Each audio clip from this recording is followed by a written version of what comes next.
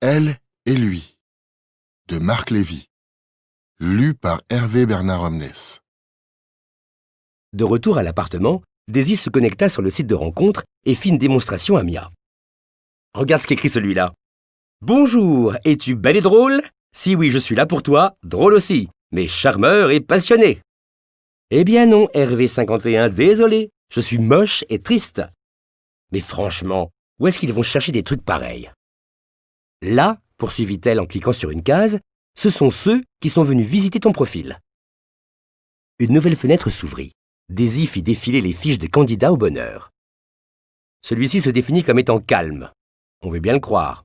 On dirait qu'il a fumé 3 pétards avant de se prendre en photo. Et dans un cybercafé en plus. C'est très rassurant. Et lui, je cherche quelqu'un pour me poser. Ça se dispense de tout commentaire, non? Elle passa à la fiche suivante. Il a l'air pas mal, dit Mia. Jamais marié, aventureux, cadre, aime la musique, aller au restaurant. Tu vas trop vite.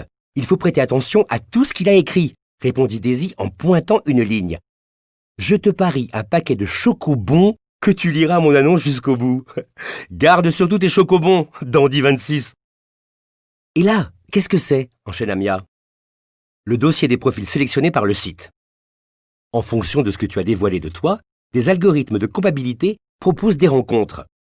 C'est la version informatisée du hasard. Montre-moi. D'autres profils s'affichèrent, dont certains provoquèrent de grands éclats de rire. Mia s'arrêta sur l'un d'entre eux. « Attends, celui-ci est intéressant, regarde !» Mia se pencha sur l'écran. « Ouais. Qu'est-ce qui ne va pas avec lui ?»« Romancier. Et alors?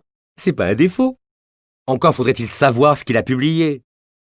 Les types qui prétendent écrire et en sont encore à taper la première page de leur roman en passant leur journée dans un café, ceux qui ont suivi 10 cours de comédie et se croient sortis de l'acteur studio, ou ceux qui grattent une guitare et se prennent pour Lennon, recherchent tous la bonne poire au crochet de laquelle ils pourront vivre pendant qu'ils réfléchissent à leur carrière d'artiste. Et ils sont nombreux. Tu vois le mal partout. Je te trouve très dur. Et pour ta gouverne, j'ai suivi des cours de comédie. Peut-être, mais moi j'ai fréquenté quelques-uns de ces loustiques.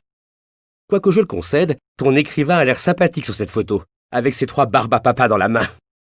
Il doit avoir 3 enfants. Ou il est très gourmand. Tout ça ne visant qu'à préparer un rôle hypothétique, je retourne au restaurant. Je dois préparer le service de midi. Attends encore une seconde. La petite enveloppe et la petite bulle sous la photo, à quoi servent-elles? L'une contient le courrier qu'il t'envoie, l'autre, si elle est verte, t'invite à converser directement avec lui. Mais ne t'amuse pas à ça, surtout depuis mon ordinateur. Là aussi, il y a des codes et des usages à respecter. Lesquels?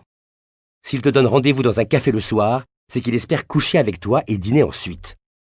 Dans un restaurant, c'est meilleur signe, mais il faut savoir très vite où il habite. À moins de 500 mètres du lieu où vous vous êtes retrouvés, cela en dit long sur ses intentions. S'il ne prend pas d'entrée, c'est un radin.